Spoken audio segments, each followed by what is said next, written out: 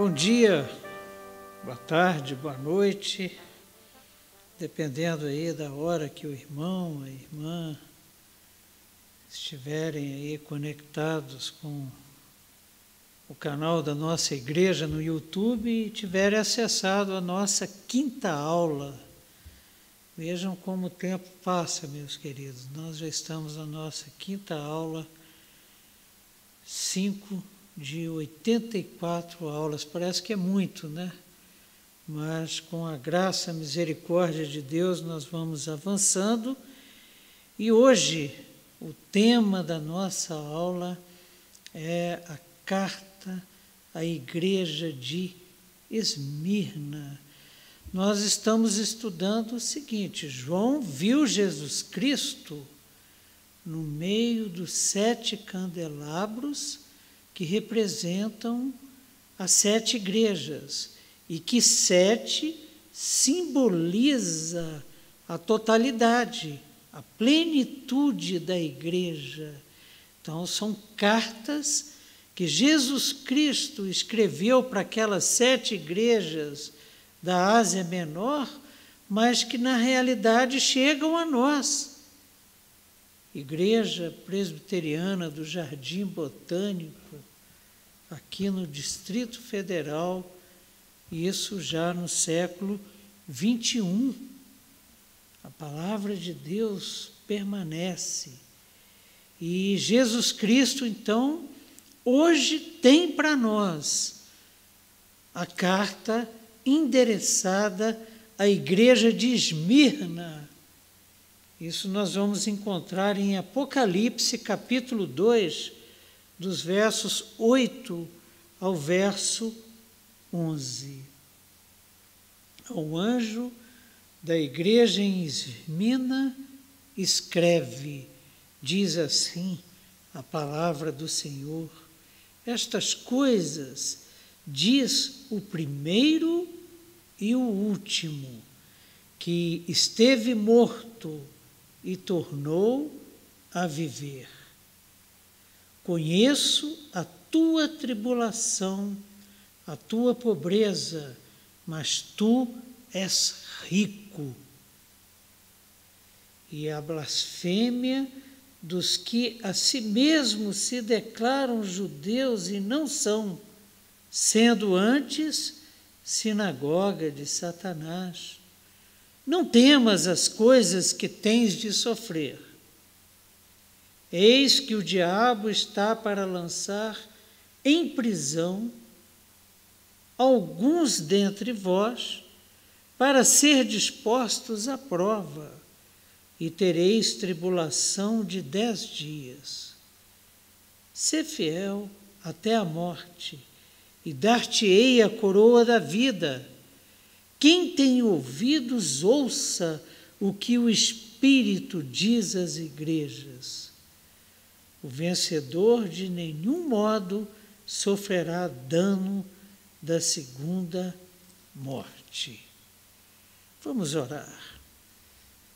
Senhor, nosso Deus e Pai, te somos muito gratos pela tua palavra, te somos gratos por esses recursos que o Senhor coloca à disposição da nossa igreja para a divulgação da tua verdade nesse tempo de pandemia. Obrigado, Senhor, porque nós, como igreja, temos sido abençoados por intermédio da vida do pastor André, com sua disposição, sua disponibilidade, de preparar todo esse aparato para que estejamos aqui agora com a Tua palavra aberta, com a Tua palavra lida, e te suplicamos, Senhor, fala aos nossos corações por intermédio dela. Que o Teu Santo Espírito seja aquele que revela, aquele que ensina, aquele que conduz ao caminho, que conduz à vida e nos livre da vida, da morte, da segunda morte, da morte eterna, Senhor. Nós te oramos em nome de Jesus. Amém, Senhor. Amém. Semana passada nós vimos, na quarta aula, que a carta à igreja de Éfeso é uma carta de amor. Um amor ensinado por Jesus Cristo, porque Ele é amor, Ele é a manifestação plena do amor de Deus por nós, amor sem o qual a igreja murcha, seca e morre. Se a carta à igreja de Éfeso é uma carta de amor, extremamente necessária nesse mundo moderno, mundo competitivo, mundo do fast food, em que as pessoas estão adefinhando, secando, morrendo em suas carências, em suas disputas, em suas inseguranças.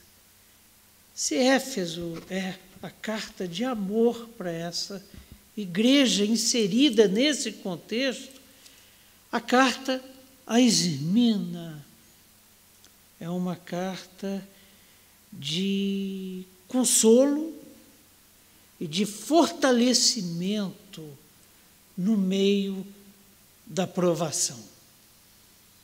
Percebam que, primeiro, Jesus Cristo, quando escreve as suas cartas por intermédio de João e encaminha essas cartas para 7 igrejas, ele conhece a igreja espalhada pelo mundo ao longo da história e tem a palavra certa para cada circunstância. Em Éfeso, o amor havia esfriado apesar do zelo. Em Esmirna, a igreja estava sofrendo. A igreja estava passando por provações. Então, uma palavra-chave para a nossa conversa hoje é provação, o cadinho de Deus. E a igreja estava inserida numa cidade que era considerada a cidade mais bonita da Ásia Menor. E era a segunda maior. Equivaleria mais ou menos assim ao Rio de Janeiro, né? Apesar de que o Rio agora já está bastante descaracterizado. A segunda maior cidade do Brasil, a maior seria São Paulo, e a mais bonita, Esmirna. Das 7 cidades para as quais são encaminhadas as cartas para as igrejas dessas cidades, Esmirna é a única que existe até hoje. Esmir fica a aproximadamente 56 quilômetros ao norte das ruínas de Éfeso. E era uma cidade bastante influente na província da Ásia Menor. E essa influência devia-se, primeiro, ao seu comércio. Onde tem comércio, tem judeu. O judeu gosta muito de comércio, porque gosta muito de dinheiro. A influência devia-se também ao esporte e à cultura. Tudo indica que a igreja de Esmirna foi também fundada pelo apóstolo Paulo. Durante os 3 anos que passou em Éfeso, a 56 quilômetros, Paulo gostava muito de fazer viagens a pé. Para ele não foi muito difícil chegar até Esmirna e fundar ali uma igreja, uma das 7 igrejas destinatárias das cartas de Jesus Cristo. E a história de Esmirna é uma história interessante. E vale ressaltar aqui que muito das características da cidade, do contexto social, político, histórico das cidades, tem a ver com o que Jesus Cristo escreve para a igreja inserida naquele contexto. Esmirna, por exemplo, foi ruína durante 400 anos. Ela foi destruída por Aliates, rei da Lídia, em 600 antes de Cristo. E aconteceu o seguinte: Alexandre o Grande, passando por ali, em 290 antes de Cristo aproximadamente, determinou a Lisíaco e Antígono que reconstruíssem Esmirna, o que aconteceu por volta de 334 antes de Cristo. Significa que praticamente Esmirna foi ruína durante 400 anos, o que marcou profundamente a vida, a história da sua população. Sempre um fantasma que acompanhava a história de Esmirna era o fantasma de uma nova invasão e de uma nova destruição daquela que era considerada por sua arquitetura, pelo seu relevo, por ser portuário, uma considerada cidade mais bonita da província da Ásia Menor. E em 26 antes de Cristo, ali foi criado um templo de adoração ao imperador Tibério. Uma característica dos Césares é de trazer para si o título de Deus em Roma, Deus do Império Romano. Não era simplesmente rei, era rei e Deus que deveria ser adorado. E para isso, em 26 a.C., foi criado um templo em Esmirna, templo de Tibério.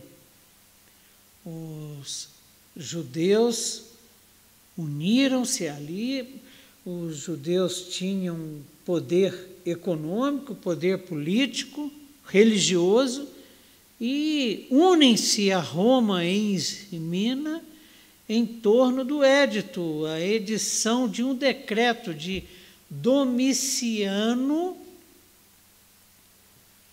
que decretava autoadoração, exigindo culto anual de toda a população. Um problema para os crentes de Esmirna. E esse casamento entre judeu e romano, entre judeu e o Império Romano, entre a liderança judaica e a corte romana, o César, foi, assim, mais uma comprovação do que é mostrado no livro de Atos dos Apóstolos, de que praticamente os judeus perseguiram mais a Igreja de Cristo do que o próprio Império Romano. Para se ter uma ideia, Policarpo, que era o pastor da igreja de Esmirna, o bispo da igreja de Esmirna, ele foi discípulo de João e tornou-se o pastor da igreja. Em 15/2 de 155 depois de Cristo, ele morreu queimado, sem negar o nome de Jesus Cristo, e a lenha que foi usada para queimá-lo vivo, ela foi ajuntada pelos judeus, e conforme registros, num dia de sábado, para se ter ideia do tamanho do ódio que o judaísmo tinha do cristianismo. Então, com a morte de Policarpo, já fica claro para nós até onde ia a perseguição, a provação pela qual a igreja estava passando. E no verso 8, nós lemos o seguinte: ao anjo, aí equivaleria a dizer assim, a Policarpo, discípulo de João, ao anjo da igreja em Esmirna, escreve: estas coisas diz o primeiro e o último, que esteve morto e tornou a viver. Jesus Cristo aqui, conforme já vimos anteriormente, define-se como o primeiro e o último, o princípio e o fim, o alfa e o ômega, aquele que esteve morto, mas que vive, o Cordeiro de Deus, que foi sacrificado na cruz do Calvário para nos libertar, para nos salvar do pecado. Então, Jesus Cristo define-se como o onisciente, onipresente e onipotente. Pai e Filho são soberanos sobre a história. O princípio e o fim estão nas mãos. Em Hebreus, nos 4 primeiros versos de Hebreus, nós estudamos com os irmãos na escola dominical que, pela palavra, o Filho criou o universo e o que nele há, e sustenta pela palavra. E Hebreus nos revela exatamente o que Jesus Cristo fala aqui. Ele fala, olha, aquele que esteve morto, mas que agora vive, ou seja, aquele que cumpriu a palavra, a vontade, os desígnios de Deus, do Pai, e que por isso é digno de receber da mão direita do Pai o livro e de desatar-lhes os selos. Jesus tem o livro da história nas mãos e desata-lhes os selos, tem autoridade para isso. Por quê? Pai e Filho são soberanos sobre a história. Controla o passado, o presente e o futuro. Jesus Cristo é eterno e garante a vindicação dos seus seguidores. Vindicação aqui no sentido do castigo dos perseguidores, dos seguidores de Jesus Cristo, da vingança que pertence ao Senhor. Vamos ver o que a palavra de Deus nos diz sobre isso. Lá no Antigo Testamento, em Isaías, capítulo 44, verso 6, nós encontramos: assim diz o Senhor, o Rei de Israel, Deus falando acerca de si mesmo, o seu Redentor, seu Salvador, o Senhor dos exércitos, o princípio e o fim, aquele que esteve morto, mas vive. Eu sou o primeiro e sou o último. Além de mim, não há Deus. Este é o Cristo que escreve a igreja de Esmirna. Em Isaías 48, 12, encontramos: escute-me, ó Jacó, Israel, a quem chamei. Eu sou sempre o mesmo. Eu sou o primeiro, eu sou o último. É o que Deus falou para Moisés. Diga que eu sou, te mandou. E ele escreve a igreja de Esmirna. Como a cidade que foi ruínas por 400 anos, Cristo, na sua apresentação na carta, confirma que foi morto e reviveu. Esmirna foi reconstruída a mando de Alexandre o Grande. Isso é uma garantia de vida futura e eterna. Ele é o centro, o primeiro, o primogênito dentre os mortos, o Rei dos Reis, o Senhor dos Senhores, o eu sou, e não César ou Roma. E a igreja precisava de uma palavra assim. Você já viveu a experiência? Eu sempre converso com a Cristina nas nossas classes de escola dominical acerca disso. Tem dia que parece que a gente abre a Bíblia e começa a ler, é como se o texto tivesse sido reescrito, né? E o que Jesus está escrevendo é exatamente o que a igreja de Esmirna precisava. E por que isso acontece? Porque ele conhece a igreja. Quando João vira-se, ele vê o quê? Alguém como homem entre os candeeiros, no meio da igreja. A igreja precisava dessa certeza, porque era uma igreja perseguida. A certeza de que o futuro está garantido, porque está nas mãos daquele que venceu.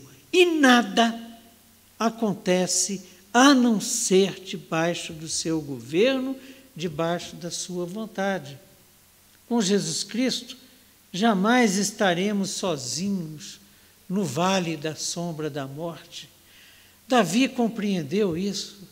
Ainda que eu ande pelo vale da sombra da morte, não temerei mal algum. E a igreja de Esmirna, naquele momento da sua história, estava atravessando o vale da sombra da morte. O seu pastor, inclusive, havia sido morto, queimado vivo.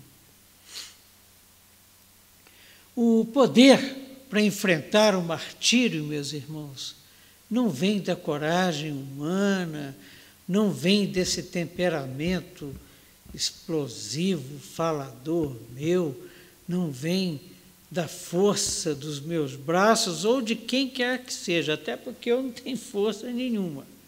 Não vem da coragem humana esse poder para enfrentar o martírio aterrador.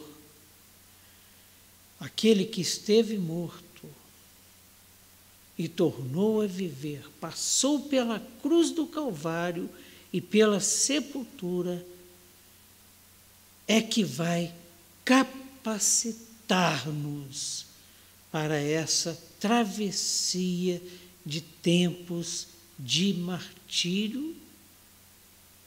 Ele é que capacitou a igreja de Esmirna a atravessar aquele martírio terrível, aquele vale da sombra da morte terrível, pelo qual passou. Isso nos lembra novamente Romanos 8, 38, 39. Paulo estava passando por tudo isso. Ele criou aquela igreja de Esmirna e ele foi perseguido por judeus, foi morto pelos romanos, foi preso, apanhou, foi apedrejado, e ele escreve: pois eu estou convencido, eu estou bem certo de que nem morte, nem vida, nem anjos, nem demônios, nem o presente, nem o futuro, nem quaisquer poderes, nem altura, nem profundidade, nem qualquer outra coisa na criação.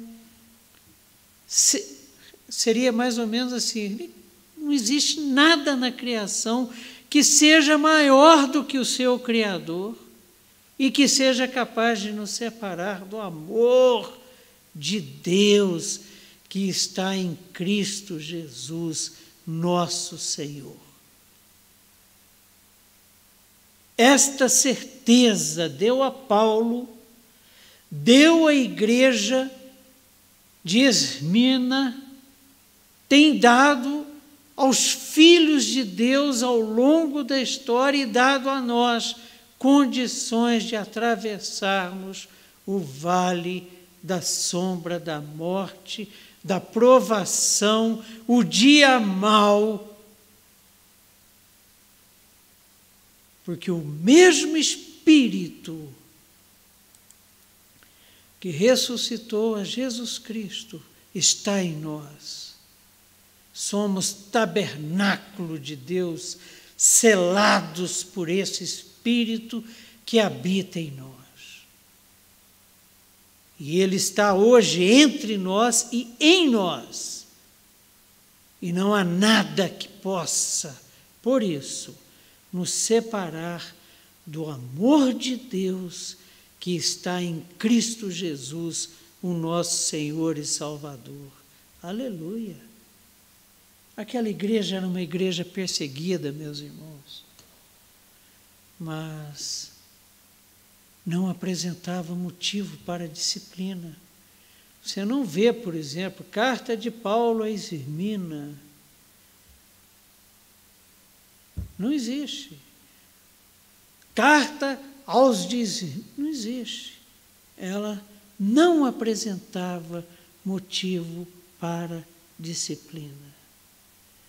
Além dela, entre as 7 igrejas, temos um outro caso, a de Filadélfia, que nós vamos estudar doravante. Mas Esmirna era uma igreja perseguida, mas uma igreja fiel, uma igreja firme, uma igreja que via o seu pastor ser morto por perseguição imposta pelos judeus e não desesperava, não apresentava ponto fraco. E Jesus faz algumas afirmações para uma igreja como aquela. Olha, não sei, na nossa sociedade hoje, pouca gente gostaria de fazer parte daquela igreja. A maioria das igrejas evangélicas, com uma doutrina absolutamente distorcida, pregam prosperidade, que é o que não se encontrava de jeito nenhum naquela igreja. E no verso 9, Jesus Cristo afirma: conheço a sua tribulação, a tua pobreza, mas tu és rico. Ué, mas que paradoxo é esse? Conheço a tua pobreza, mas tu és rico? E a blasfêmia, eu conheço também a blasfêmia dos que a si mesmos se declaram judeus e não são, sendo antes sinagoga de Satanás. Conheço as suas aflições. Jesus Cristo conhece as nossas aflições, conhece os nossos medos, os nossos temores, as nossas incertezas. Conheço as suas aflições. Sabia que a igreja de Esmirna era uma igreja atribulada. A igreja vivia como que num lugar apertado. O sentido de atribulação é esse, é de sufoco. A igreja vivia no sufoco, exprimida, sufocada. Que para a igreja primitiva era um privilégio. Para a igreja moderna,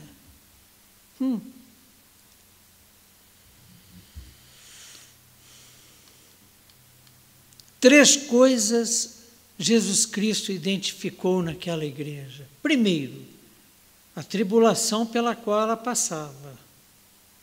Segundo, a pobreza que ela experimentava. Terceiro, a blasfêmia da sinagoga de Satanás. Aquela igreja era uma igreja que queria conhecer a Cristo, queria conhecer o poder da sua ressurreição e queria participar, experimentar seus sofrimentos, para que fosse edificada, fortalecida e que se tornasse como ele em sua morte. Queria morrer por Cristo, isso é coisa que pouca gente deseja, para que de alguma forma alcançasse a ressurreição dentre os mortos. Isso significa o seguinte, não é que a igreja estava se esforçando para ser como Jesus Cristo, para que ressuscitasse. Não, isso é graça de Deus, isso é poder de Deus, manifesto àquele que crê. O que a igreja queria era ser digna de Jesus Cristo.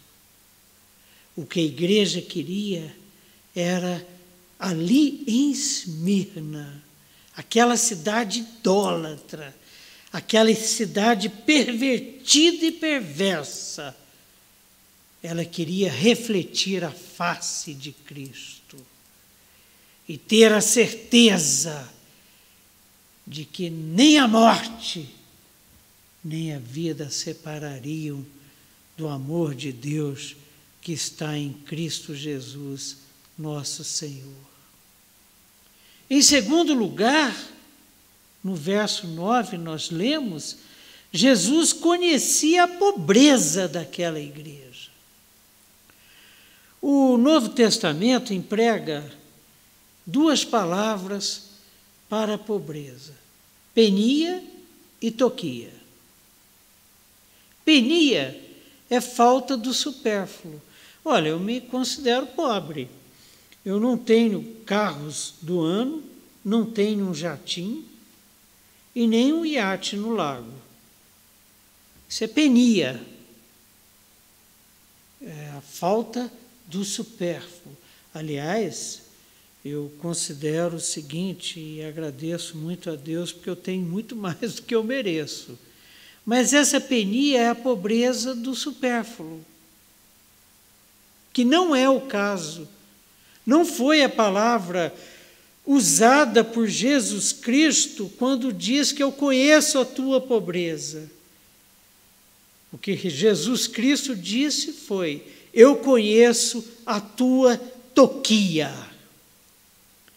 Eu sei que para você falta o básico, falta o arroz, falta o feijão, falta o ovo frito. Para você falta o básico e eu sei disso. A maioria dos membros daquela igreja, meus irmãos e minhas irmãs, era escrava, seja por dominação bélica nas guerras, era escrava para pagamento de dívidas impagáveis, ou era escrava por perseguição. Era uma igreja formada por pessoas sem direitos, sem cidadania, sem bens, gente desempregada passando fome. Quem era livre e converteu-se pela perseguição judaica influenciando o Império Romano foi expoliado, perdeu todos os bens. Você já imaginou isso acontecendo com a gente? E nós estamos sujeitos. Deus não nos livra da perseguição.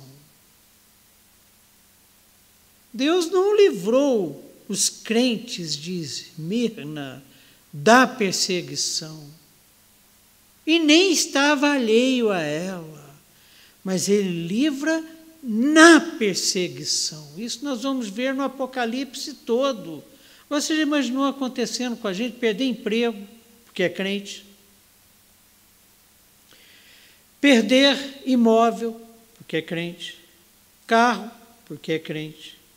Aposentadoria, porque é crente?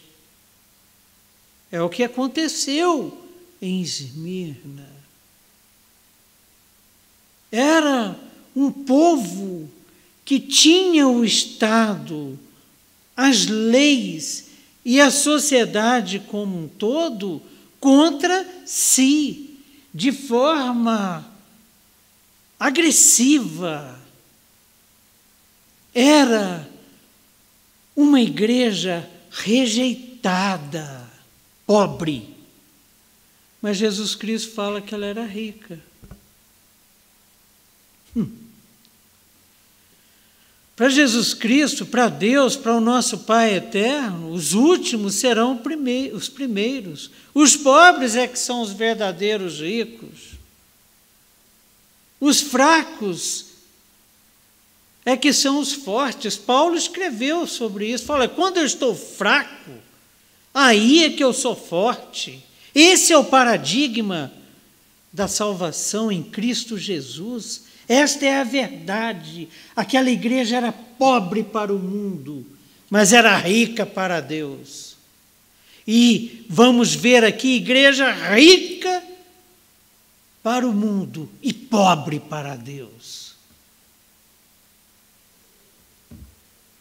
E na primeira bem-aventurança, Jesus Cristo afirma: bem-aventurados os pobres em espírito, pois deles é o reino dos céus. Os pobres em espírito, aqueles que são pobres de tudo. Aquele publicano que chega diante de Deus e fala: Senhor, eu não sou digno de me apresentar diante de Ti, enquanto o fariseu batia no peito e dizia: eu não sou como esse.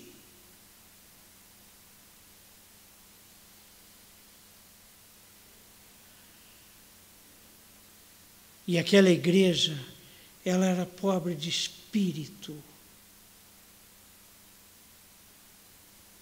acima de ser pobre materialmente, porque só consegue sobreviver à pobreza absoluta quem é pobre de espírito e tem sua dependência absoluta em Jesus Cristo, o nosso único, suficiente Salvador, o nosso bom pastor, que nos conhece pelo nome e que dá e que deu a sua vida por nós. Deus está atento e vindicará a vida de cada um que morreu por causa do nome de Jesus Cristo. A vingança pertence a mim e ela virá, e ela é justa. Esse é o juízo final que acompanha o Cristo glorificado, que tem uma espada na boca e que amedronta muita gente. Amedronta quem? A quem não é pobre de espírito. A quem não tem a sua vida inteiramente entregue e dependente e carente da graça, da misericórdia, do amor e do poder de Deus.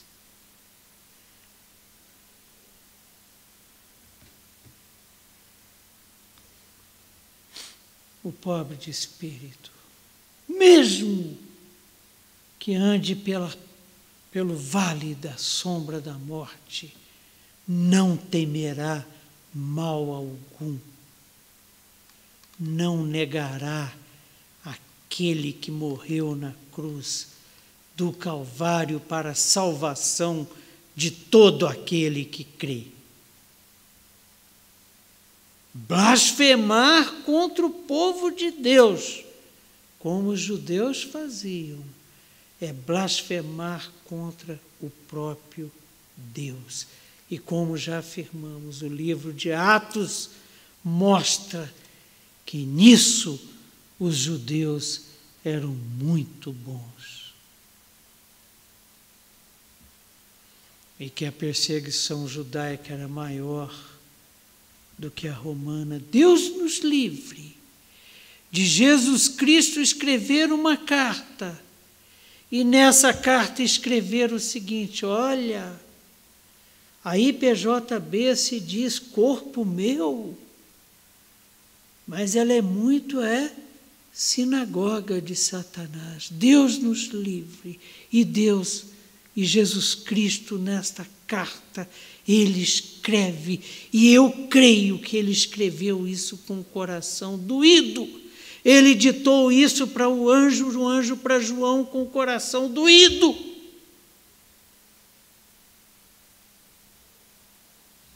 Ele escreve na segunda metade do verso 9: e a blasfêmia dos que a si mesmo se declaram judeus e não são, não passa desapercebida. Da mesma forma que a sua pobreza é do meu conhecimento também a blasfêmia do que a si mesmo se declaram judeus e não são, sendo antes sinagoga de Satanás.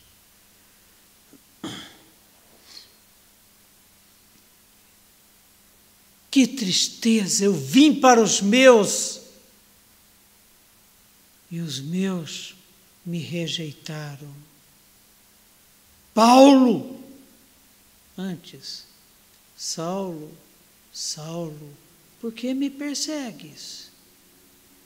E Paulo pergunta: quem és tu, Senhor? Eu sou o Cristo a quem persegues. E Paulo estava perseguindo quem? A igreja. Blasfemar contra o povo de Deus é blasfemar contra o próprio Deus. E Jesus Cristo, no seu confronto com os escribas e fariseus que o perseguiam, e eles protestam contra Jesus. Nós não somos filhos ilegítimos, o único pai que temos é Deus, disse-lhes Jesus. Se Deus fosse o pai de vocês, vocês me amariam, porque Ele me ama. Pois eu vim de Deus e agora estou aqui. E não vim por mim mesmo, mas Ele me enviou. E Jesus Cristo entra numa questão séria, que é a questão da linguagem, porque a minha linguagem não é clara para vocês, porque são incapazes de ouvir o que eu digo. Vocês pertencem ao Pai de vocês. A linguagem que vocês entendem é a dele. O diabo. E querem realizar o desejo dele. Ele foi homicida desde o princípio e não se apegou à verdade, pois não há verdade nele. Quando mente, fala a sua própria língua, pois é mentiroso e pai da mentira. E a linguagem de vocês é mentirosa. O que vocês estão falando de Esmirna é mentira.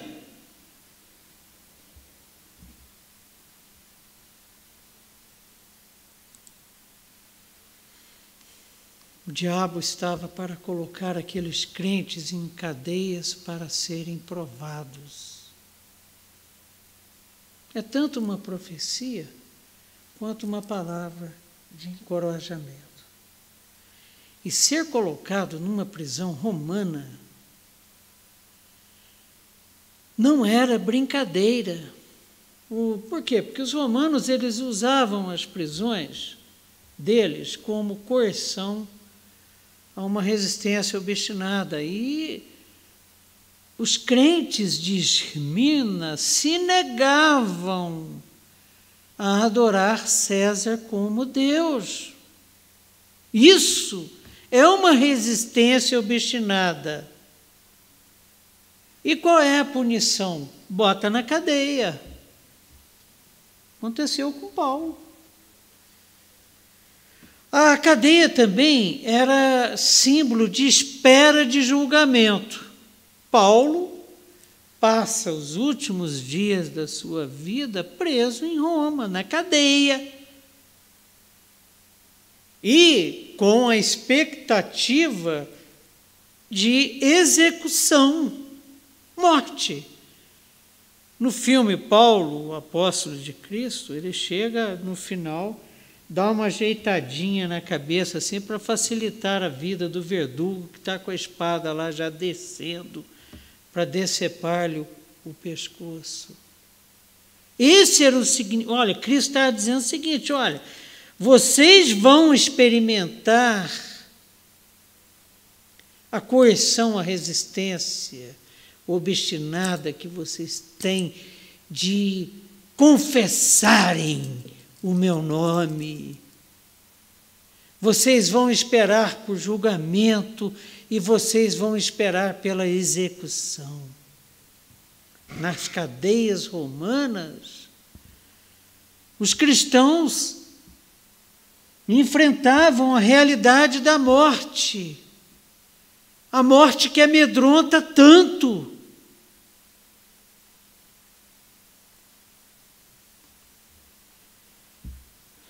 Satanás, agora é interessante isso, meus irmãos, porque nós falamos que a história está nas mãos de Cristo. O Pai deu a ele essa autoridade. O Pai deu a Cristo a autoridade de desatar os selos.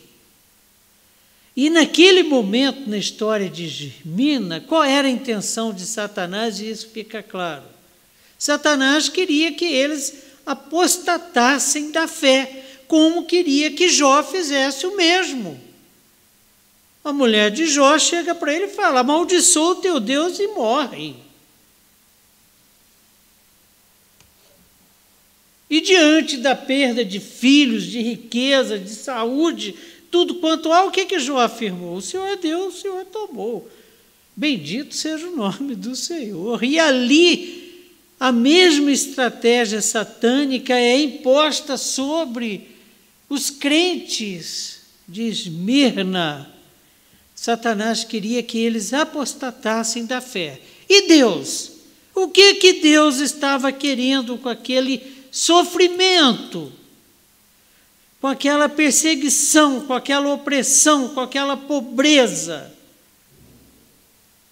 Queria provar a fé.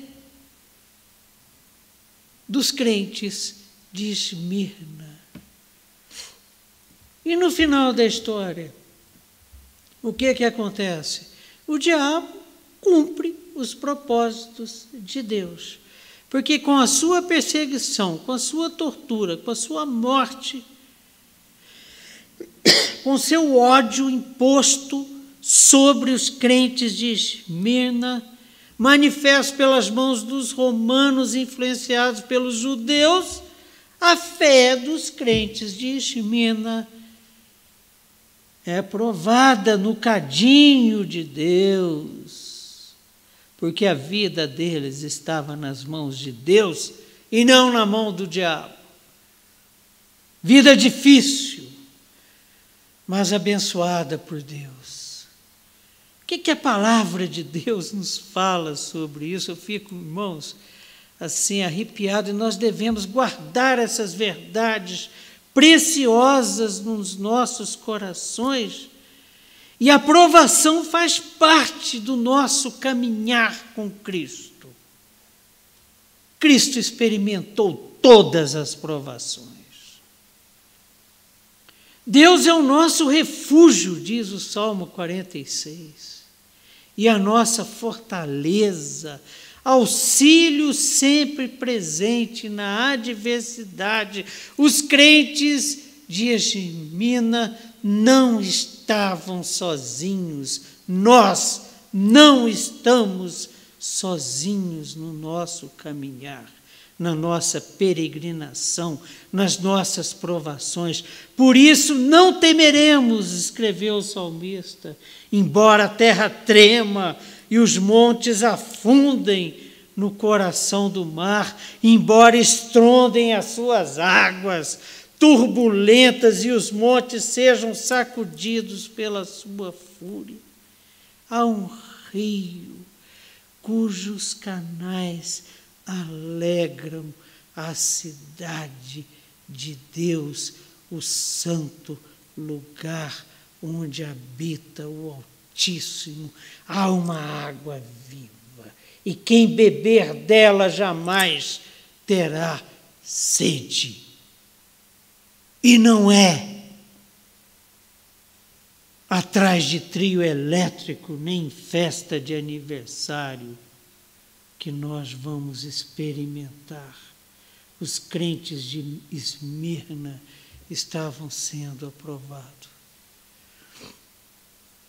Os 10 dias que Jesus fala aqui, que ficariam presos alguns de Esmirna, da igreja de Esmirna, não são 10 dias literais. Lembre que Apocalipse é um livro simbólico, mas um tempo definido, breve, porque está escrito que Deus não permite na nossa vida uma provação maior do que aquela que possamos suportar.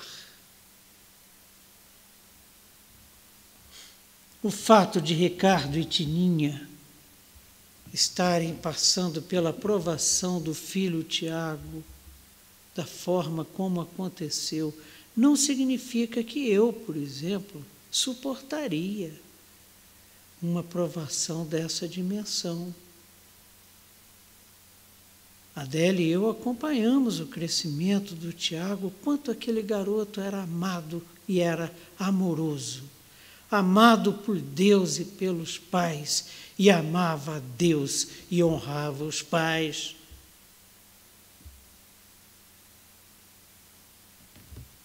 Em 1 Coríntios 10, 13, nós lemos que não sobreveio a vocês, Paulo escreve aos Coríntios, tentação que não fosse comum aos homens. E Deus é fiel.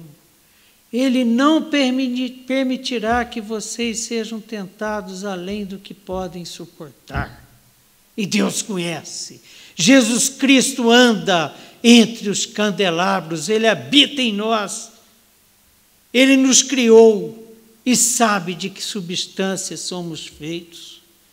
Mas quando forem tentados, ele lhes providenciará um escape para que o possam suportar. E quem escreveu isso conhecia o que é provação. Nem Indiana Jones, nos filmes do Spielberg, passa pelo que Paulo passou. Naufrágios, apedrejamentos, tortura e morte por decapitação.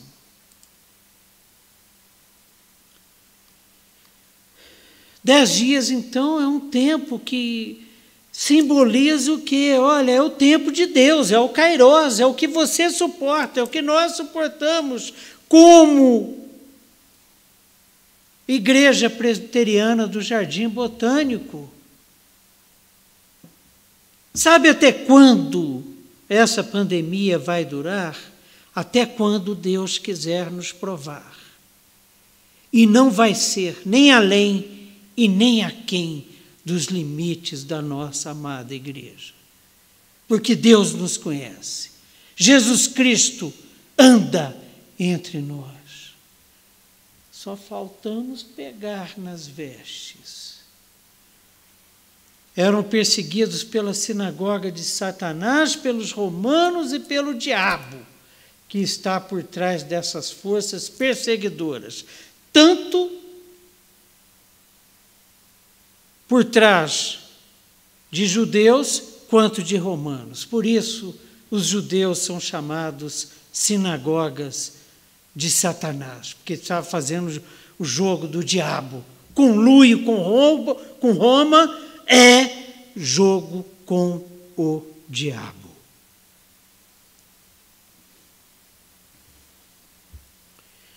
O diabo não faz tudo e nem está dormindo. Ele tem poder de sedução e de ataque. Precisamos de perseverança fiel. É Paulo que conhecia também a igreja, porque Cristo estava com ele e o Espírito Santo, o Espírito de santidade de Jesus Cristo revelava a Paulo.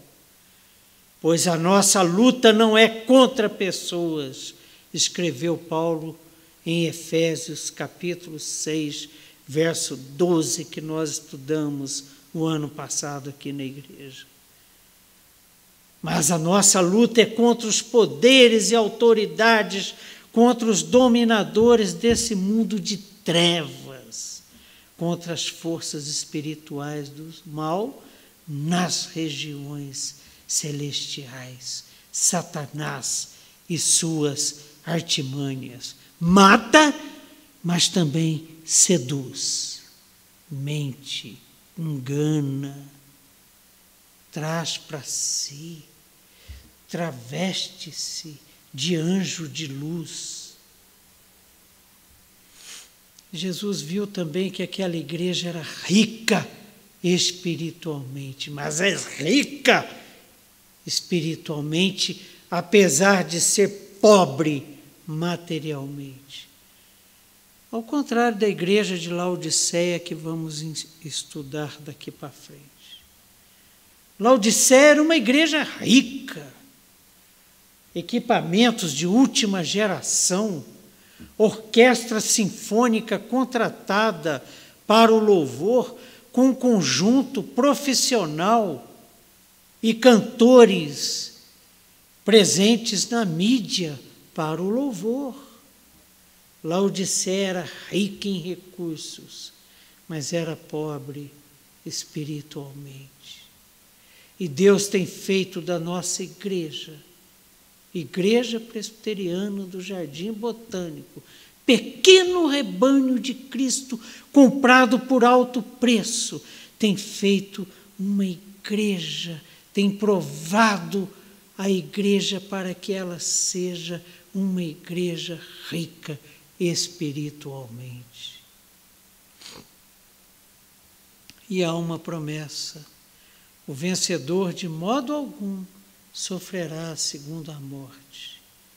Mesmo martirizados, a nossa verdadeira vida está garantida. O que Jesus Cristo está dizendo é o seguinte: olha, não tema.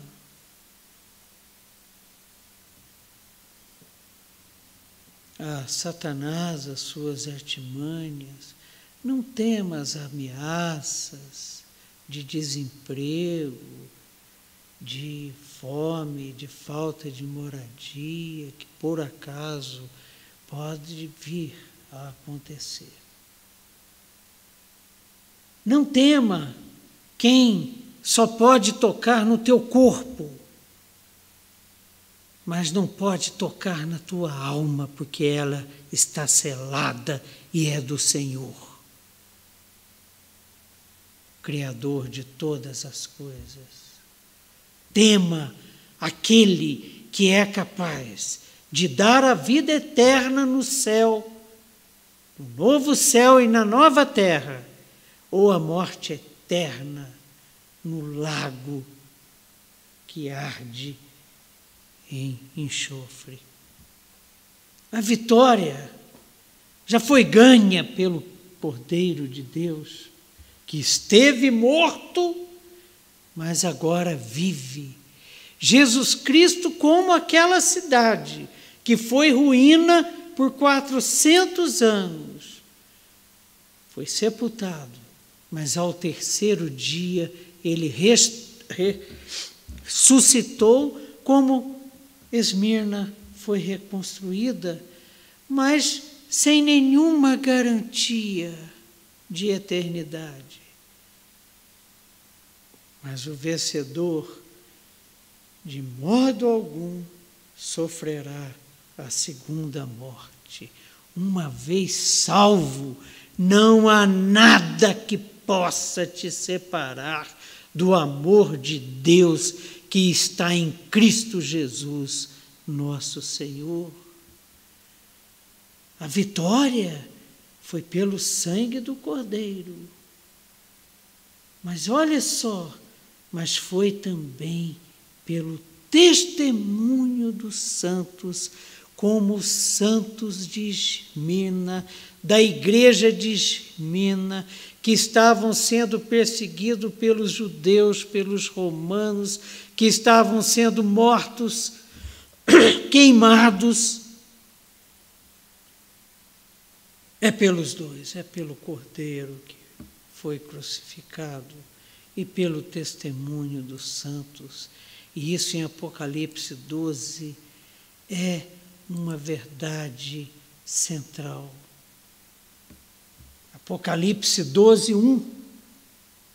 Sempre estaremos voltando a esse versículo.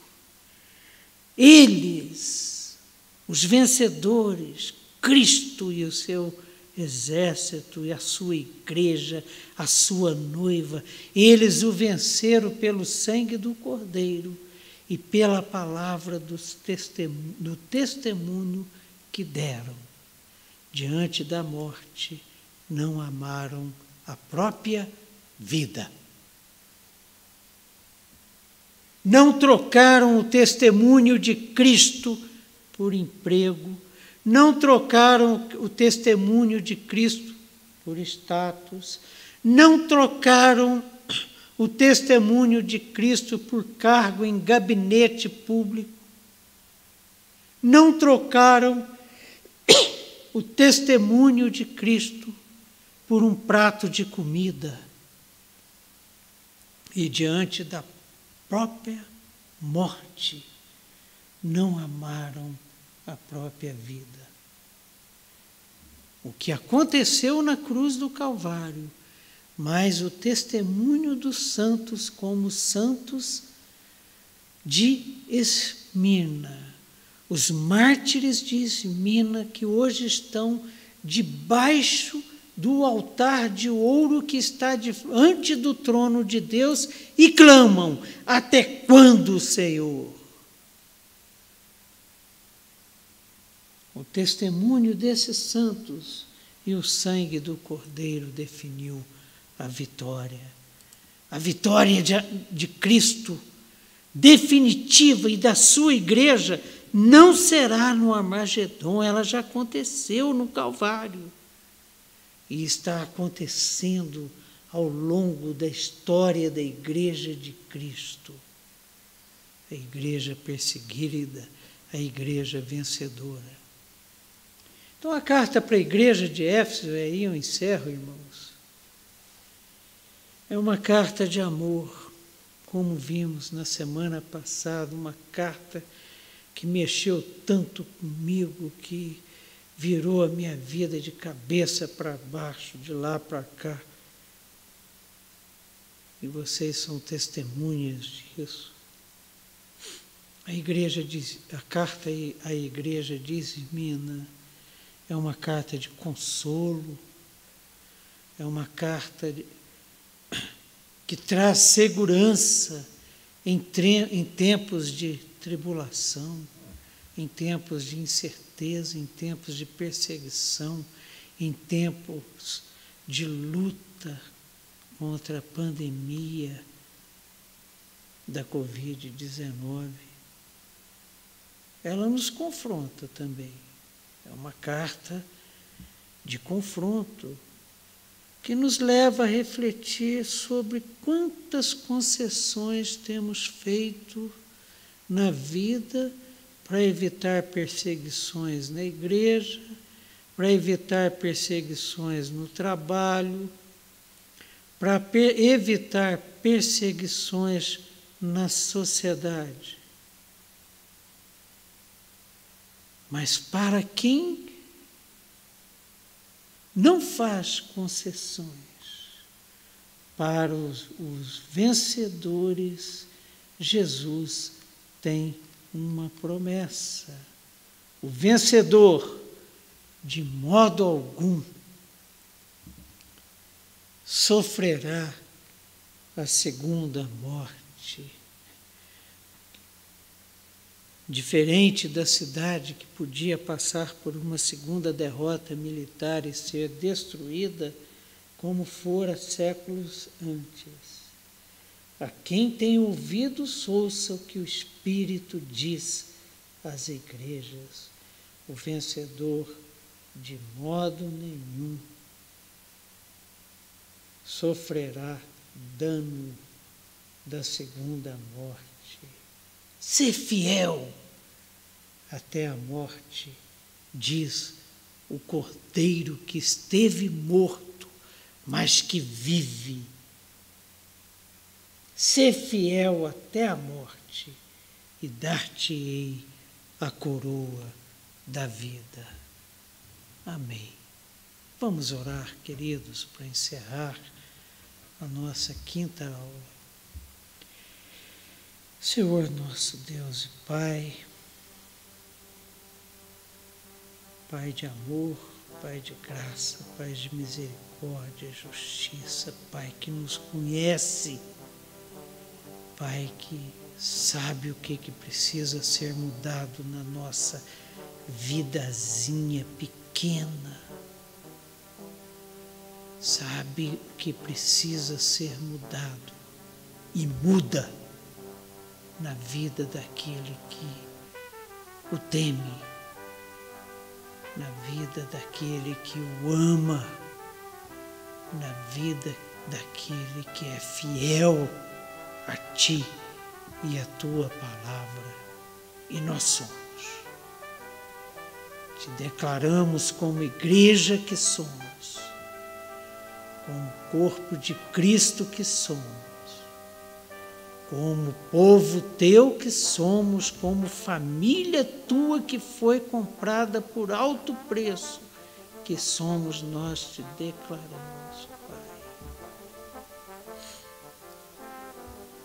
Fidelidade a Ti, fidelidade à Tua palavra, e te suplicamos, Senhor, que o Senhor quebre, que o Senhor transforme, que o Senhor mude a nossa vida, que o Senhor transforme o nosso coração de pedra em coração de carne e escreva nele, com as Tuas boas mãos, a Tua palavra que é santa, te declaramos isso, Senhor, cheios de temor e tremor, mas confiados de que o Senhor é um Deus fiel, confiados de que em Cristo Jesus todas as tuas boas promessas são sim. E a promessa para quem vive assim, para quem declara assim, é a coroa da vida, é a vida eterna em Jesus Cristo, nos novos céus e na nova terra, em plenitude contigo, Senhor. A nossa herança é o Senhor e viveremos a eternidade. E o Senhor enxugará dos olhos toda lágrima. O Senhor converterá a pobreza em riqueza. O Senhor já faz isso hoje. Porque saber dessas promessas maravilhosas e viver em conformidade com a Tua vontade é o nosso maior tesouro. Perdoa, Pai, porque muitas vezes nós trocamos esse tesouro precioso pelas bagatelas desse mundo. Perdoa, tem misericórdia. Nós suplicamos isso no nome de Jesus e te pedimos que o Senhor firme os nossos passos, como o Senhor firmou os passos dos nossos irmãos da igreja de Esmina. E a carta à igreja de Esmina fala aos nossos corações hoje, porque nós precisamos ser provados na nossa fé, para que sejamos sal e luz nesse mundo, para que quem nos vê, quem olhar para essa igreja, veja nela o teu Filho amado, Cristo Jesus. É em nome dele que nós te oramos. Amém. Lá se foi a nossa quinta aula. Dúvidas, comentários, críticas, acréscimos são sempre muito bem-vindos. Encaminhe-os para o chat do nosso canal e o André vai encaminhar até a gente. Buscaremos acolhê-los e respondê-los. Se a gente perceber que não tem condições, a gente vai correr atrás, certos de que quem procura acha, quem bate, a porta será aberta e teremos enriquecidas as nossas aulas, a nossa conversa, e até a semana que vem, se Deus quiser, e lá estaremos então trabalhando a nossa sexta. Beijão para todos.